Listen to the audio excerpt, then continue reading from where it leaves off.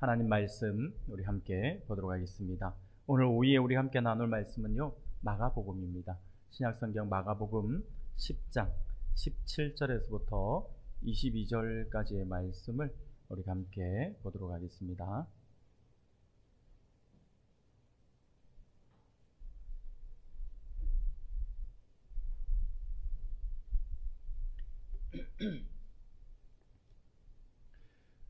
신약성경 마가복음 10장 17절에서부터 22절까지의 말씀입니다. 우리가 한 절씩 교독하도록 하겠습니다. 예수께서 길에 나가실 새 한 사람이 달려와서 꿇어 앉아 묻자오되 선한 선생님이여 내가 무엇을 하여야 영생을 얻으리이까?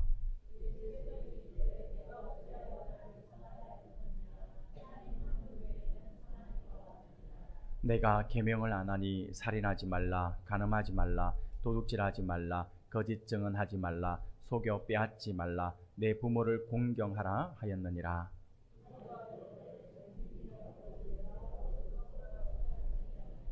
예수께서 그를 보시고 사랑하사 이르시되 내게 아직도 한 가지 부족한 것이 있으니 가서 내게 있는 것을 다 팔아 가난한 자들에게 주라. 그리하면 하늘에서 보화가 내게 있으리라. 그리고 와서 나를 따르라 하시니 그 사람은 재물이 많은 고로 이 말씀으로 인하여 슬픈 기색을 띠고 근심하며 가니라. 아멘. 할렐루야. 네. 오후 시간에도 하나님께서 허락하시는 풍성한 은혜가 우리 사랑하는 성도님들 모두에게 크게 차고 넘쳐나기를 소원합니다. 오늘 오후 시간에는요, 본문의 말씀을 가지고 중심으로 오해하지 맙시다 라는 제목으로 잠시 말씀을 살펴보면서 하나님의 은혜를 나누고자 합니다. 사랑하는 우리 성도 여러분, 우리가 살아가다 보면 이게 여의치 않게 또 자기의 어떤 의도하고는 다르게 어떤 사건이나 어떤 되어진 일 아니면 사람에 대해서 우리가 오해를 하거나 아니면 별 다른 의도가 없고 다른 어떤 의도가 없음에도 불구하고 오해를 받는 그런 아주 공경에 찬 그런 경우들이 많이 있습니다. 아마 살아오시면서 우리 성도님들도 한 번씩 정도는 나도 오해를 해본 적도 있고 또 오해를 받아본 적도 분명히 있을 것입니다. 그래서 오늘은 이 오해에 대해서 우리 함께 말씀을 잠시 살펴보고자 합니다. 예전에 제가 신문기사에서 읽었던 기사인데 이게 아주 오래된 기사이지만 제가 떠올라서 잠깐 말씀을 드리겠습니다. 아주 우스운 오해의 사건으로 인해서 빚어진 일입니다. 어떤 부부가 여러분들 그 박찬호 선수 아시죠? 예, 박찬호 선수 때문에 어느 부부가 아침부터 이제 티격태격 다툼을 했던 것인데 이게 무슨 오해가 있어가지고 그래 됐는데 박찬호 선수 때문에 부부 싸움을 했습니다. 이유인즉 보니까 느닷없이 아침에 일어나서 부인이 남편에게 와서 박찬호 선수를 이야기하면서 여보 박찬호 선수 엄마가 일본 사람이라네 라고 이야기를 했다라고 하는 거예요.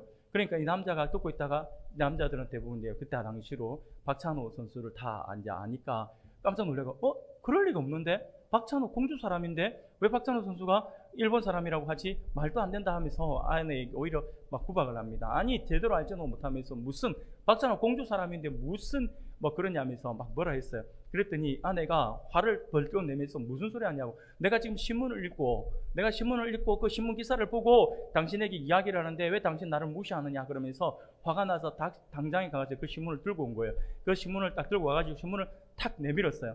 그 신문을 내밀었는데 그 신문 기사에 보니까 일간 신문의 스포츠란에 아주 큰 글씨로 제목이 이렇게 써 있는 거예요. 한국인 박찬호와 일본인 노모 이렇게 돼 있는 거예요. 노모는 여러분 이게 무슨 말인지 모르시죠? 예, 이게 뭐냐면 아마 이게 박찬호 선수가 그 당시에 있었던 그 당시에 우리나라에서 이제 미국으로 건너가서 메이저리거 선수가 되었을 때에 그때 박찬호 선수보다 먼저 와 있었던 일본인 노모 히데오라고 하는 아주 유명한 투수가 한 명 있었어요. 그러다 보니까 박찬호 선수는 이제 막 신인이고 노모는 일본에서 활약을 하다가 들어온 선수이기 때문에 비교가 안 됩니다. 노모는 굉장히 잘하는 선수였고 전성기에 있었고 박찬호는 이제 막 신인이었던 거죠. 근데 우리나라 사람들은 항상 일본 사람하고 놓고 보면 냉정하게 볼 때 노모가 이만큼 있으면 박찬호는 여기 있는데 우리나라 사람들은 안 그렇죠. 우리는 같이 놓고 노모 가까이 박찬호 비슷하게 우리 보는 거죠. 그러다 보니까 이 신문 기사에서 비교를 하면서 쓴 거예요. 한국인 박찬호와 일본인 노모, 히데오는 빼고 노모만 써놨는데 이 아내가 이 노모를 노모로 읽었던 거죠. 그러다 보니까 한국인 박찬호와 거의 엄마 일본 사람 뭐 이렇게 읽었던 거죠. 굉장히 재밌는, 제가 또 그 기사를 보면서 한참 웃었던 기억이 납니다. 여러분, 이런 어떻게 보면 이런 오해는요, 애교 있는 오해라고 할 수가 있습니다. 왜냐하면 남들에게 피해를 주지도 않는 그런 오해이잖아요. 근데 어떤 오해는요, 인생에 있어서 아주 중대하고 돌이킬 수 없는 피해를 남기는 그러한 오해도 있습니다. 실제로 이런 기사가 있어요. 예전에 실제 있었던 일인데 또 신문, 인터넷 신문 기사에 어떻게 보면 한 20년 정도가 더 된 것 같은데, 그 기사에 보면 이렇게 썼던 기억이 저도 아주 하도 제가 생생하게 기억을 해서 잠깐 소개해드리면, 그 신문 기사의 타이틀에 이렇게 적혀 있었어요. 최후의 황군 60년 만에 생還, 2차 대전 일본군 추정 노인 2명 산악지대에서 발견이라고 이렇게 타이틀이 써 있어요. 그래서 그 기사를 제가 한번 클릭을 해서 읽어보았더니 무슨 말인가 보았더니, 이 사건이 2차 세계대전이 일어나잖아요. 2차 세계대전이 일어나고, 그래서 이제 2차 세계대전 당시에 일본군으로 추정되는 80대 노인 2명이 필리핀 남부 민다나오라고 하는 그 섬, 그 산악 지역에서 발견이 된 것입니다. 그런데 사실상 보면 전쟁이 2차 대전이 끝나고 나서도 몇십 년 동안은 계속해서 정글에 머물러 있었던 일본군들이 뒤늦게 발견되고는 했습니다. 그래서 1975년 인도네시아에서 마지막으로 발견된 이 일본군 이후로 다시 발견된 거죠. 그러니까 이때 시점을 보면 2차 세계대전이 끝나고 나서 60년이에요. 60년이 지난 어느 날 지금 일본인 군인 2명이 80세 노인이 되어서 지금 필리핀에서 발견이 되었다라고 하는 것입니다. 이 두 사람은요, 일본군 육군 제34단 소속의 중대장 야마카와 요시오라고 하는 87세의 노인이었고요. 그리고 87세의 그 계급은 중위였습니다. 그리고 또 한 명은요, 오장 나카우치 스즈키라고 하는 상병이에요. 일반 병사인데 이렇게 이 사람은 추정된다라고 하면서 이제 뉴스에 나왔는데, 실제로 이 야마카와와 나카우치라고 하는 두 사람은요, 전사자로 등록되어 있는 사람들이었습니다. 이 정글에서 숨어 살다가 뒤늦게 지금 발견된 거죠. 근데 이 사람들이 전쟁이 끝난 거예요. 전쟁이 끝났음에도 불구하고 지금 전쟁이 끝난 줄도 모르고 숨어 있었던 거죠. 그 정글에서 숨어 있다가 이제 뭐 이렇게 긴 시간 동안, 자그마치 60년이라고 하는 시간이 흐르고 난 뒤에 이제 발견됩니다. 실제로 전에 그 앞에도 72년에 괌에서 발견되었던 요코시 쇼이치라고 하는 이 병장은요, 미군이 괌을 점령하자 그냥 대나무 숲에 들어가서 땅을 파서 땅 속에서 27년간은 숨어 있었다라고 합니다. 자기가 고백하는 일들도 있었습니다. 그런 식으로 굉장히 많은 부분들이 이게 많은 사람들이 이렇게 나오는데, 실질적으로 굉장히 긴 시간이잖아요. 근데 어떻게 이 사람들이 이렇게까지 숨어 있었을까? 어떻게 이런 일이 벌어졌지? 그냥 나와서 되는데 왜 이렇게 됐을까라고 했더니 하나의 오해 때문에, 대부분이 보면 오해를 했던 것이 있어요. 그게 오해가 뭐냐니까, 이게 2차 대전이 종료되고 나서, 이제 전쟁이 끝나고 나서 이제 모든 패잔병들이 다 숨어 있는 사람이 있고 본국으로 돌아간 사람이 있지만 정글에서 나오지 못하고 있는 사람도 있고 전쟁이 끝난 줄도 모르는 사람들이 있은 거예요. 그런데 그때 당시로 2차 대전이 끝나고 나서 뭐 필리핀이면 필리핀, 뭐 캄보디아면 캄보디아, 아니면 인도네시아면 인도네시아, 이런 각국의 정글 지역에서 헬리콥터를 통해서 낮게 저공 비행을 하면서 마이크로 크게 떠들었대요. 떠들면서 크게 소리를 이제 강구를 한 거예요. 이제 전쟁은 끝났다. 일본은 패망했다. 그래서 숨어있는 일본 군인들은 나오라. 나오면 본국으로 송환해 주겠다. 아무 조건 없이 그냥 항복하고 나오면 돌려보내 주겠다라고 이야기를 한 거예요. 이야기를 했는데, 이 이야기를 들었던 일본 군인들은 연합군의 위장 전술이라 생각이, 우리를 꼬드겨서 나오게 해서 우리를 이게 어떻게 잡아가겠다, 아니면 우리를 죽이려고 하는 위장 전술이다라고 오해를 해서 방송을 하면 할수록 더 깊이 들어간 거예요. 더 깊이 들어가서 더 깊이 숨어가지고 안 나온 거예요. 안 나와가지고 그렇게 시간이 30년, 60년의 시간이 지나버리는, 그래서 80대 노인이 되어서 발견된 이것을 보면서 참 비극적이다라는 생각을 해보게 됩니다. 실제로 이런 일도 있었어요. 1974년에 필리핀 필리핀 루방섬이라고 하는 섬에서 발견된 이 오노다 히로라고 하는 이 소위가 있는데, 이 사람은 끝까지 우리 대일본 제국이 패망했을 리가 없다라고 해서 안 나왔어요. 정글에서 끝까지 우리는 패망하지 않았다 하고 끝까지 안 나왔는데, 결국 어떻게 해서 나왔냐면 이 오노다 소위의 직속 상관이 직접 왔어요. 패망하고 직속 상관이 와가지고 마이크 들고 자기 직속 상관이 이제 우리가 패망했으니까 투항하라라고 명령을 했어요. 명령을 하니까 그 명령 듣고 자기 그거 직속 상관의 명령이니까 그제서야 나와가지고 항복했다라고 하는 그러한 이야기도 있습니다. 굉장히 좀 어떻게 보면 비극적인 이야기잖아요. 오해 때문에 자신의 인생 전부를 날린 거예요. 30년, 60년이라고 하는 어마어마한 시간들을 날려버렸잖아요. 사랑하는 여러분, 오늘 우리가 읽은 본문의 말씀을 보면 이 일본군들보다 더 불쌍한 한 사람이 등장하고 있는 것을 보게 됩니다.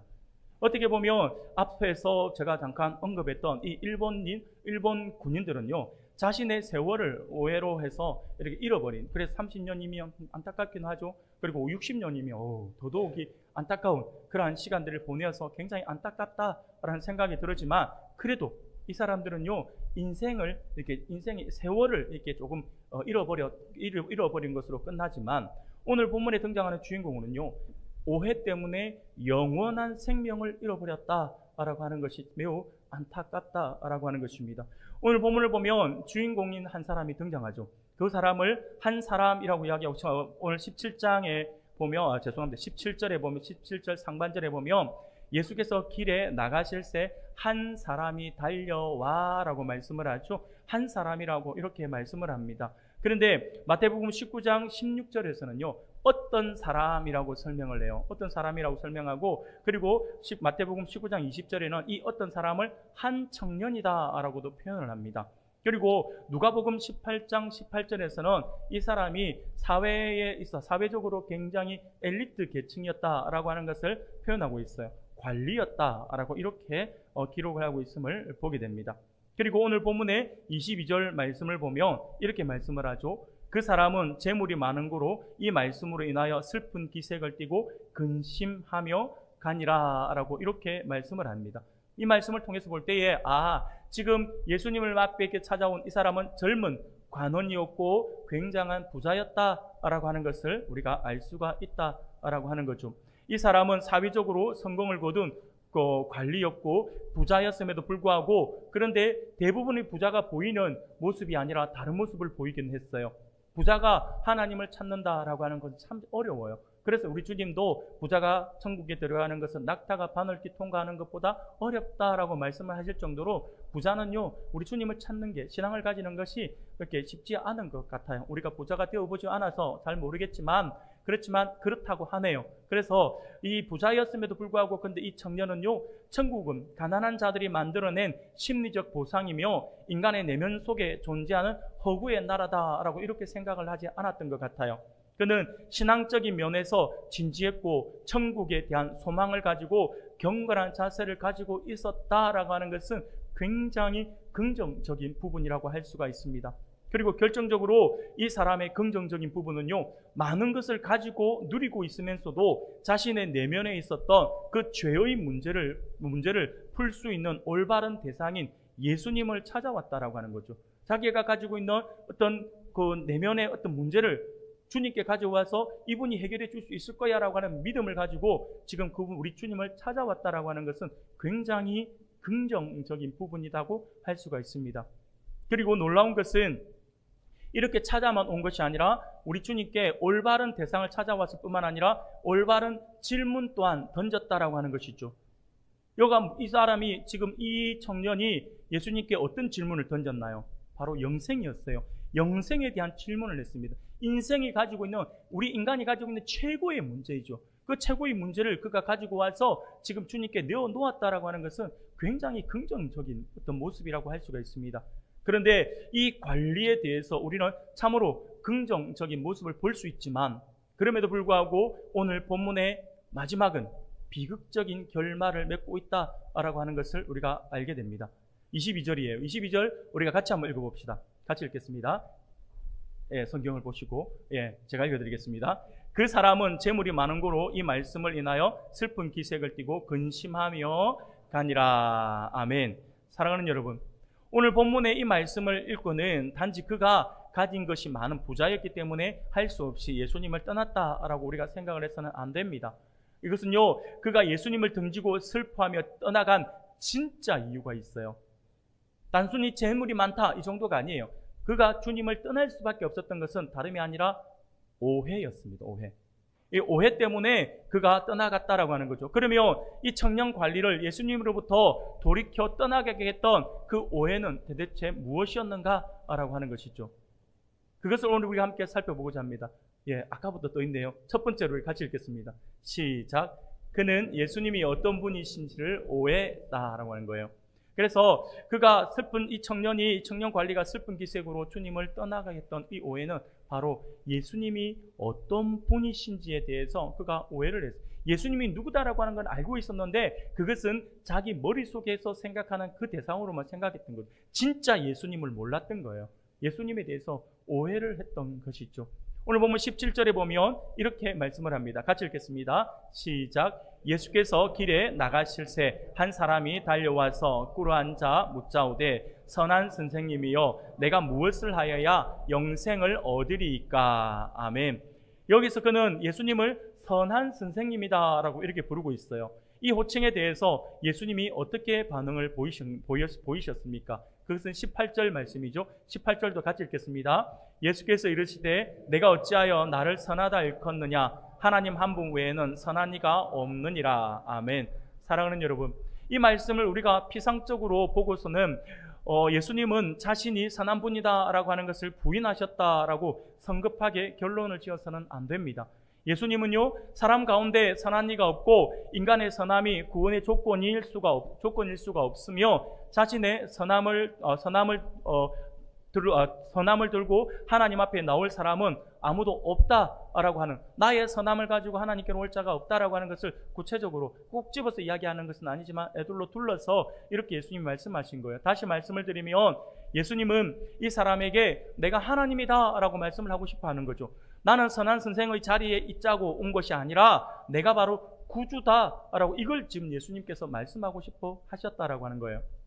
사랑하는 여러분, 요즘 예수님에 대해서 이렇게 오해하는 사람들이 참 많습니다. 예수님이 누구인지는 알아요. 근데 그분이 어떤 분인지를 모르는 사람이 너무 많아요. 그리고 그 예수님을 참 많이도 오해를 하는 사람이 많습니다. 지금 우리 시대의 사람들의 모습인 것 같아요. 단순하게 예수님을 위대한 모델로서의 인간, 우리 사람들이 존경할 만한 존경할 만한 위대한 사람, 스승. 그래서 사람들은 세상의 4대 성인 안에 예수님을 집어넣어서 이렇게 이야기를 하기도 하죠. 뿐만 아니라 하나님의 말씀인 성경을 단순한 교훈책이나 아니면 세계에서 가장 많이 팔린 최고의 베스트셀러 정도로 생각하는 사람들이 너무나도 많이 있다라고 하는 것이죠. 사랑하는 여러분, 이것은 분명 올바른 생각이 아닙니다. 예수님에 대한 바른 관점이 아니다라고 하는 거죠. 예수님은 스승 이상의 분이십니다. 그분은 바로 구세주이시죠. 그분은 우리를 위해 이 땅에 육신을 입고 오신 하나님이시다라고 하는 것이죠. 여러분, 이 사실을 믿어야 하는 겁니다. 단순하게 우리가 예수님을 안다라고 해서 그치는 것이 아니라 그분이 누구다라고 하는 것을 믿어야 한다라고 하는 거죠. 단순하게 이 위대한 인간이 위대한 모범을 보일 수는 있지만 우리를 구원할 수는 없다라고 하는 사실을 우리가 잘 알고 있지 않습니까? 그런데 우리 예수님을 이렇게 단순하게만 생각한다면 이것이야말로 가장 큰 오해 중의 오해입니다. 예수님을 위대한 성인 아니면 모범이 될 만한 사람 이 정도로 생각했다고 한다면 그는 예수님에 대해서 정말 모르고 있는 사람이죠. 예수님은요, 위대한 스승이 아닙니다. 예수님은 우리의 구원자이십니다. 그분을 믿어야지만 우리가 구원에 이를 수 있다라고 하는 사실을 우리가 결코 잊어서는 안 됩니다. 사랑하는 성도 여러분, 오늘 본문의 이 부자 청년, 이 관리는요, 예수님을 선한 선생 수준으로 이해를 했습니다. 선한 선생으로서의 예수님은요, 손익 계산이 맞지 않는다라고 판단된다면 언제든지 쉽게 떠나갈 수 있는 사람인 것이죠. 오늘 본문에 이 사람이 예수님을 등지고 떠나간 진짜 이유는 바로 예수님을 제대로 알지 못했기 때문이라 할 수가 있습니다. 그분이 어떤 분인지를 알지 못했어요. 그분을 선한 선생님이라고는 생각했지만 하나님이시고 나를 구원하실 수 있는 구주시다라고 하는 사실을 이해하지 못했다라고 하는 것이죠. 사랑하는 여러분, 그렇다면 우리는 어떻습니까? 오늘 나는 우리 주님을 그냥 단순하게 위대한 분으로 생각을 하고 있는 것은 아닌지, 내가 정말 예수님을 나의 구주, 나의 하나님으로 믿고 있는지 우리가 우리의 모습을 한번 돌아보아야 합니다. 교회에 나오고 있다고 해서, 교회 출석하고 있다고 해서 내가 100% 그분을 믿고 있다라고 생각을 해서는 안 됩니다. 내가 온전한 믿음을 가지고 있을 것이다라고 생각하는 것도 어떻게 보면 착각이고 오해일 수도 있습니다. 늘 항상 하나님 앞에 자신을 내어놓고 내가 그분을 어떻게 마음으로 내가 믿고 있는지, 그분을 어떻게 대하고 있는지를 우리가 돌아보아야 한다라고 하는 것이죠. 그래서 우리 사랑하는 성도님들 모두가 한 분도 빠짐없이 우리 은강교회에 소속되어 있는 모든 성도들은요, 예수님을 바로 알고 있기를 소원합니다. 오늘 본문의 이 사람처럼 예수님을 단순히 도덕적으로 선생으로, 도덕적인 어떤 선생으로만 이해하시면 절대 안 됩니다. 예수님은 하나님이십니다. 우리를 위해 육신을 입고 오신 하나님이시며 우리를 구원하실 그리스도 곧 메시아다라고 하는 사실을 굳게 믿음으로 말미암아 영원한, 그분을 통한 영원한 생명을 누릴 수 있는 우리 성도님들이 되시기를 소원합니다. 두 번째로 이 청년 관리가 슬픈 기색으로 예수님을 떠나가게 했던 그 오해, 그것이 무엇일까요? 같이 읽어보겠습니다. 두 번째입니다. 행위로 영생을 얻을 수 있다라고 오해를 했습니다. 이 사람은요, 예수님이 누구인지를 제대로 알지 못한 오해를 했죠. 단순한 그냥 선생 정도로. 그래서 내가 가지고 있는 문제에 대해서 어떤 모범적인 답 아니면 어떤 방향을 제시해 줄 상담자 정도로만 생각을 했다라고 하는 거예요. 그런데 그리고 그 하나의 오해와 두 번째는 바로 행위로 영생을 얻을 수 있다라고 착각을 했던 것이죠. 이것도 큰 오해입니다. 사랑하는 여러분, 이 사람이 던진 질문은 영생에 대한 것으로 아주 바람직한 질문이에요. 그러나 이 질문을 잘 분석해보면 신학적으로, 교리적으로 매우 잘못된 전제를 담고 있음을 보게 됩니다. 그가 가지고 있던 전제는요, 많은 사람들이 기독교에 대해 가지고 있었던 보편적 편견 또는 오해라고 할 수가 있습니다. 쉽게 말씀을 드리면 이 한 사람만 가지고 있는 오해가 아니라 이 시대를 살아가고 있는 수많은 사람들이 같은 오해를 가지고 있다라고 하는 것입니다. 17절 하반절에 보니까 선한 선생님이요, 내가 무엇을 하여야 영생을 얻으리까? 라고 질문을 해요. 굉장히 긍정적인 질문이에요. 그럼에도 불구하고 이 질문에 모순이 들어있는 거죠.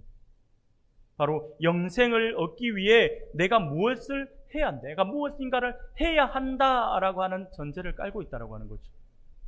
내가 어떤 것을 해야지만, 커다란 업적을 세워야지만 하나님이 나에게 영생을 주실 것이다 라고 착각을 했다라고 하는 것이죠. 우리의 구원이 행위로 이루어지는 것이 아님에도 불구하고 나의 어떤 행위라고 지금 이야기를 하고 있는 것입니다. 사랑하는 여러분, 많은 사람들이 영생과 구원에 대해서 가지고 있는 아주 보편적인 그런 선입견이라고 할 수가 있습니다. 그러나 예수님은 이 청년과의 계속되는 대화 속에서 구원의 근거가 행함이라고 하는 잘못된 가정을 무너뜨리기 위해 질문을 하고 계심을 보게 됩니다. 18절 말씀입니다. 18절 같이 읽겠습니다. 시작. 예수께서 이르시되 내가 어찌하여 나를 선하다 일컫느냐? 하나님 한 분 외에는 선한 이가 없느니라 라고 말씀을 합니다. 그러면서 19절에 이어서 이렇게 말씀을 해요. 같이 읽겠습니다. 내가 계명을 안 하니 살인하지 말라, 간음하지 말라, 도둑질하지 말라, 거짓 증언하지 말라, 속여 빼앗지 말라, 내 부모를 공경하라. 이렇게 말씀을 하고 있습니다. 사랑하는 여러분, 예수님께서 19절에서 말씀하고 있는 이것은요, 하나님의 백성들이 보편적으로 지켜야 되는 법이에요. 하나님의 율법을 지금 가지고 와서 다시 한 번 더 일깨워주고 있습니다. 그런데 굉장히 놀랍게도 예수님께서 이 청년에게 이 말씀을 하시자, 이 율법에 이 말씀을 하시자 그가 무엇이라고 이야기를 합니까? 굉장히 자신감 넘치게 예수님의 이 말씀이 떨어지자마자 20절에서 이렇게 이야기를 해요. 같이 읽어볼까요? 같이 읽겠습니다. 그가 여짜오되 선생님이여, 이것은 내가 어려서부터 다 지켰나이다. 아멘. 사랑하는 여러분, 아마도 이 청년은요, 예수님께서 이런 질문들을 해주기를 바랬던 것 같아요. 예수님께서 율법에 뭐라고 기록되어 있느냐, 율법대로 행하라 라고 이야기를 한다면 내가 이렇게 대답할 거야 라고 하는 걸 미리 준비했던 것 같아요. 예상 질문과 예상 답안을 자기가 준비했던 것 같다라고 하는 거죠. 그래서 예수님께서 질문하자마자 바로 이야기하는 거예요. 선생님, 그거 내가 어려서 다 지킨 거예요 라고 아주 자신 있게 이야기합니다. 예수님의 질문에 자신감 있게 이야기하더라라고 하는 거죠. 상당히 도덕적으로 살아온 사람이 아니라고 한다면 이런 자신감 있는 대답을 할 수가 없습니다. 그러나 예수님은 이 대답을 듣고서 그가 아직도 자신의 진정한 모습을 보지 못하고 있다라고 하는 것을 아신 거죠. 그래서 예수님께서 이렇게 율법에 대한 말씀을 하셨을 때, 그가 다 지켰다 했을 때 예수님께서 그 청년을 한번 바라보시는 거예요. 그러고는 네가 이것에 대한 자신감을 가지고 있구나. 그러나 너에게는 아주 중요한 것 하나를 네가 빠뜨리고 있다라고 하는 것을 예수님께서 말씀해 주시는 거예요. 그게 바로 21절입니다. 21절 같이 읽겠습니다. 예수께서 그를 보시고 사랑하사 이르시되 내게 아직도 한 가지 부족한 것이 있으니 가서 내게 있는 것을 다 팔아 가난한 자들에게 주라. 그리하면 하늘에서 보화가 내게 있으리라. 그리고 와서 나를 따르라. 아멘. 사랑하는 성도 여러분, 그런데 우리가 이 말씀을 가지고 우리가 또 오해를 하면 안 됩니다. 오해하지 말라라고 했는데 또 말씀 가지고 오해를 할 수가 있어요. 이 말씀의 의미를 너무 비약해서도 안 됩니다. 왜냐하면요, 구원을 얻기 위해서 재산을 다 팔아야 한다라고 이렇게 이해를 하고 이렇게 오해를 하는 사람들이 있다라고 하는 거예요. 지금 예수님께서 그걸 이야기하는 것이 아니죠. 청년은 아직도 자신은 죄인이 아니다라고 항변을 하고 있는 거예요. 나 할 것 다, 율법을 다 지켰다라고 하는 거예요. 그래서 나는 율법에 관련되어서는 나는 의인이다라고 지금 이걸 이야기하고 있는 거죠. 예수님께서 그걸 지적하고 있는 거예요. 그래서 자기는 죄인이 아니다라고 항변하고 있는 이 모습에 아니 너에게 아주 중요한 것을 네가 빠뜨리고 있어라고 하는 거죠.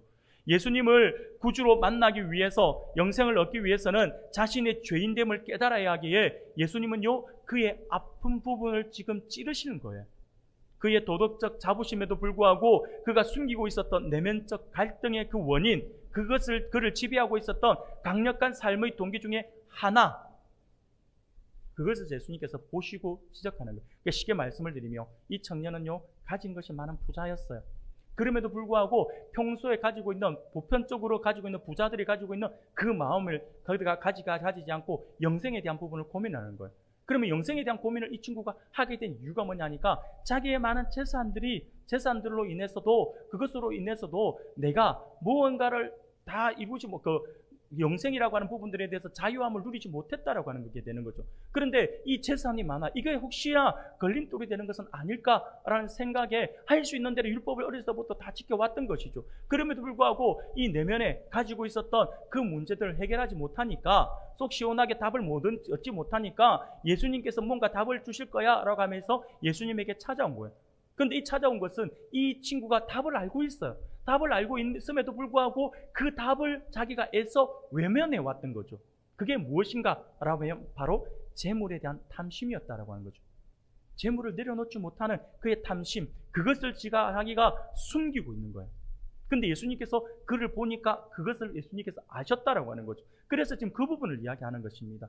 주님은요, 이 한 가지 부족한 것을 통해서 그의 죄인됨을 보여주시고자 하는 것이죠.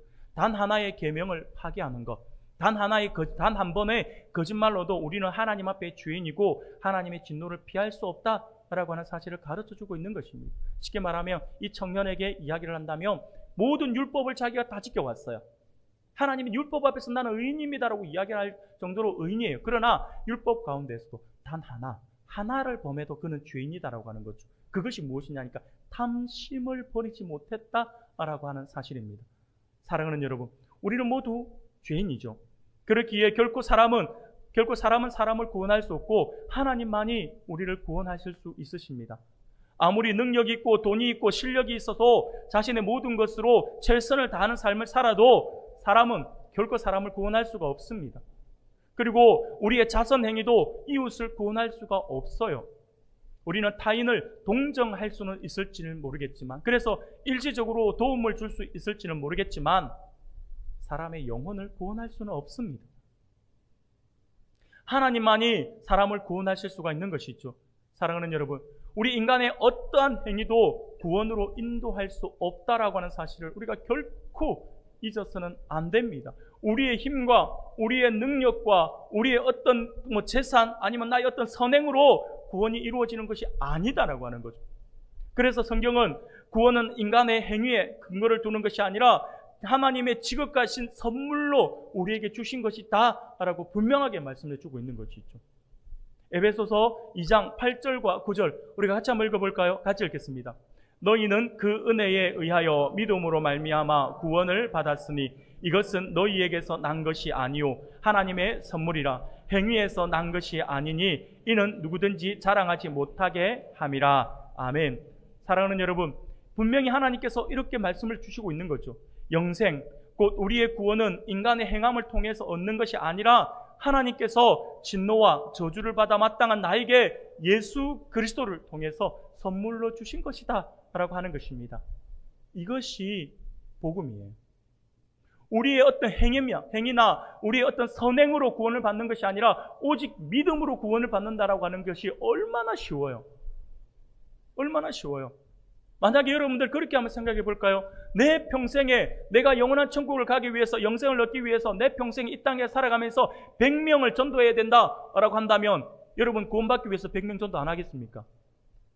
혈안이 돼서 안 하겠어요? 구원이 지금 내가 영원한 지옥에 가느냐 영원한 천국에 가느냐 이 갈림길을 서 있는데 내가 100명을 전도하면 하나님께서 너를 구원해 주실 거야 라고 한다면 여러분 안 하겠어요? 내 재산 다 팔아서라도 100명을 데리고 오려고 노력할 거예요. 분명히 그렇게 하실 거예요. 그런데 하나님께서 우리에게 그걸 요구하지 않습니까? 우리의 행위로 구원을 받는 게 아니니까요.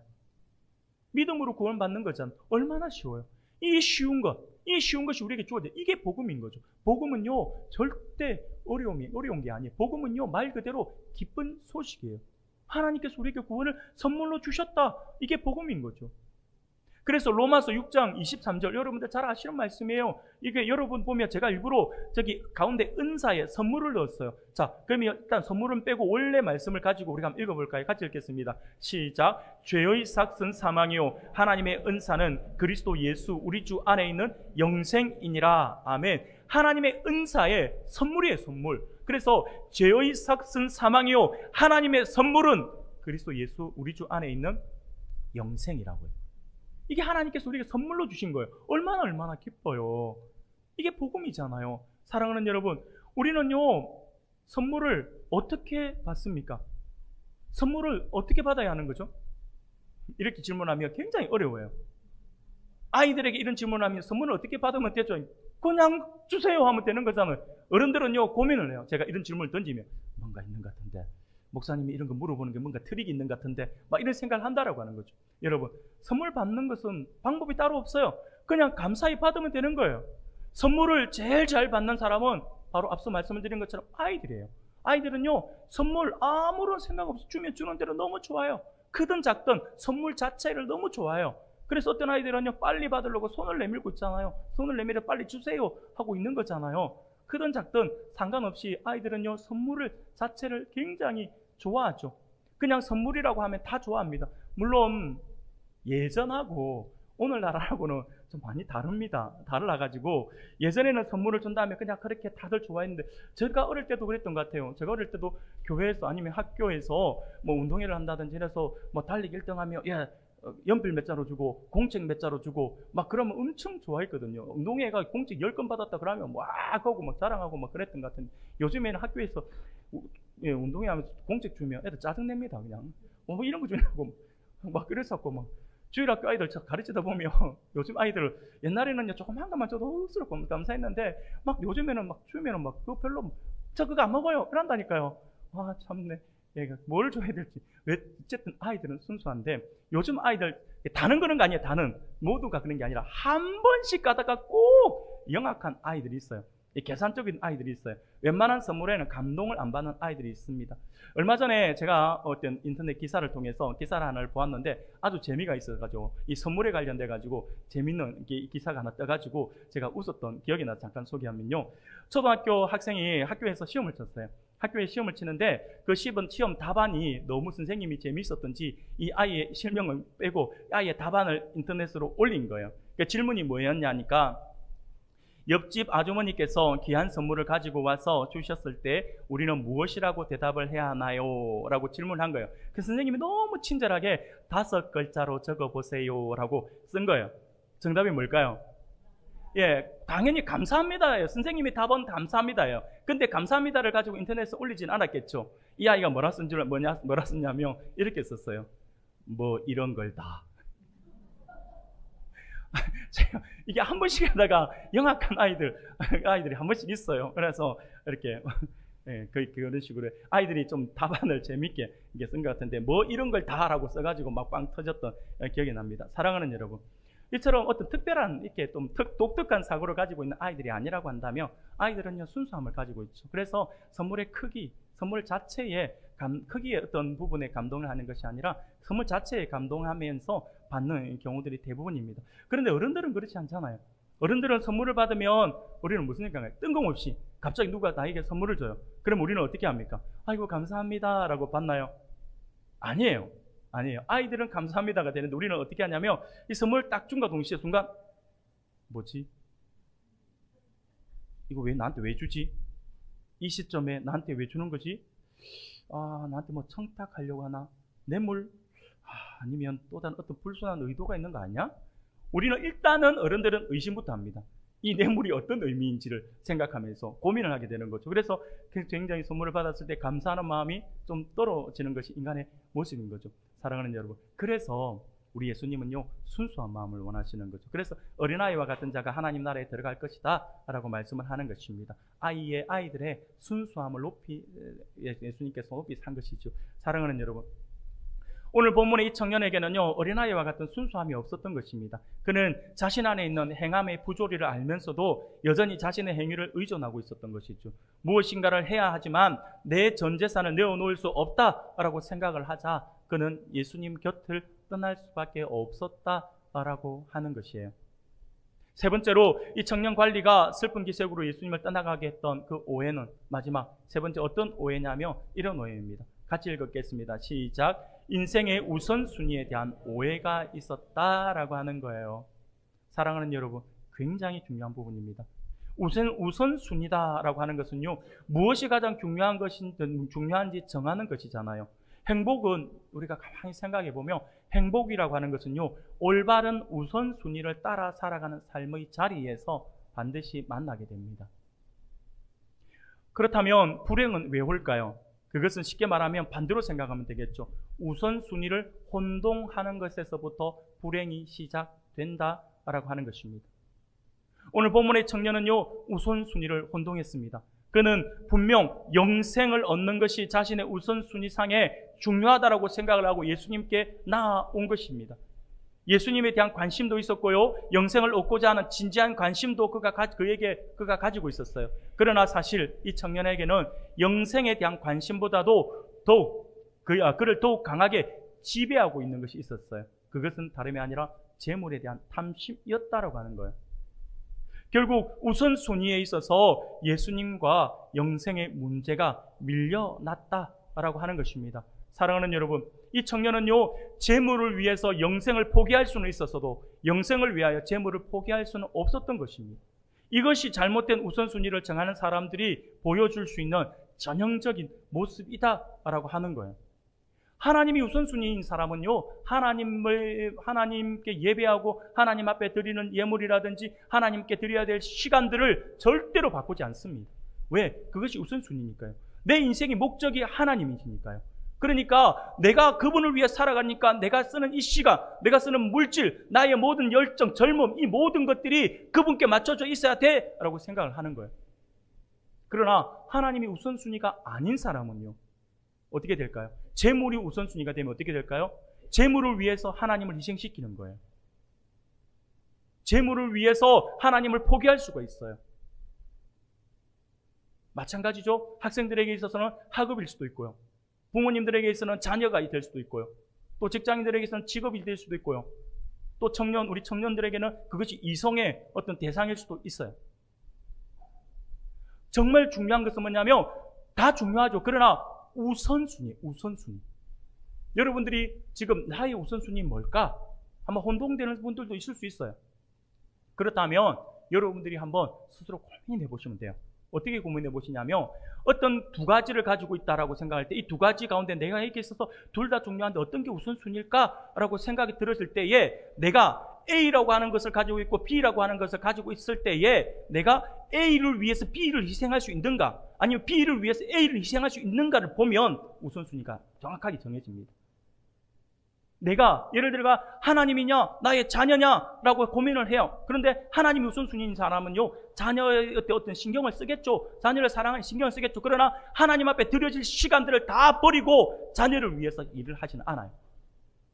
오히려 하나님을 위해서 네가 조금 손해를 보더라도, 네가 좀 힘들더라도 네가 이해해 주길 바래라고 하면서 하나님께 집중을 하죠. 물질이라고 하는 사람은요, 바로 오늘 본문에 등장하는 이 사람과 같은 거죠. 하나님을 위해, 하나님의 영광을 위해 내가 물질을 쓸 수 있는가? 어휴, 안 되는데요. 저 이거 없으면 오늘 굶는데요. 그런 사람은 물질 우선순위가 되는 거죠. 내가 오늘 굶어도, 내가 오늘 돈이 없어도 하나님 앞에 드리는 것은 내가 드려야지 하고 드리는 두렵돈을 드렸던 그녀.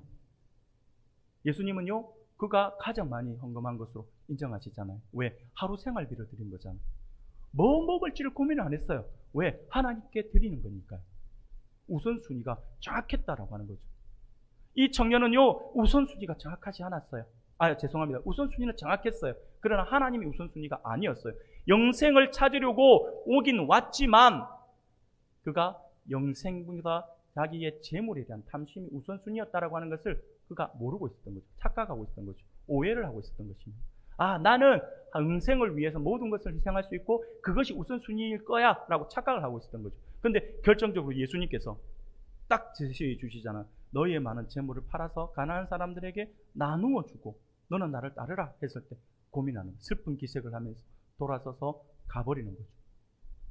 영생을 포기하고 재물을 선택했다라고 하는 우선순위에서 영생이 밀려났던 것이죠. 사랑하는 여러분, 이것은 어떻게 보면 그가 자신이 우선순위라 생각한 것을 찾아간 것이라고 할 수가 있습니다. 그러나 그 우선순위가 결국 영생을 버리는 결과를 초래하고 말았던 것이죠. 삶의 비극이라 할 수 있습니다. 사랑하는 성도 여러분, 우리 인간에게 구원의 문제보다, 영생의 문제보다 더 중요한 것이 있을까요? 성공을 해도 구원을 얻지 못한다라고 한다면 영원한 시간을 지옥에서 보내야 하잖아요. 우리 인간에게 있어서 구원을 얻는 것보다 더 중요한 것은 분명 없습니다. 이 사실을 분명히 기억해서 우리의 삶의 우선순위를 바로 알고 그 우선순위를 따라 하나님을 기쁘시게 하는 삶으로 나아가는 우리 성도님들이 되기를 소원합니다. 사랑하는 여러분, 오늘 오후에도 하나님께서 우리에게 주시는 말씀을 기억할 수 있기를 바랍니다. 그래서 오늘 본문에서 만나게 되는 이 젊은 부자 관리의 모습을 오늘 우리의 교훈으로 삼기를 바랍니다. 그래서 우리의 삶 속에서 이 청년과 같은 오해를 벗어버리고 오직 하나님을 믿되 제대로 믿어서 모두 영생을 선물로 받고 또 이 땅에서 더 큰 하늘의 은혜와 복을 누리며 감사함으로 하나님을 기쁘시게 하는 우리 모든 성도님들이 다 되시기를 주님의 이름으로 축원합니다.